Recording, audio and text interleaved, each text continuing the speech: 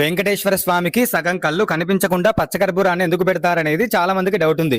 అలాగే పచ్చకర్పూరం అంటే ఘాటుగా ఉంటుంది కదా, మరి స్వామివారి కళ్ళు మండవా అని చెప్పేసి కూడా చాలా మందికి డౌట్ ఉంది.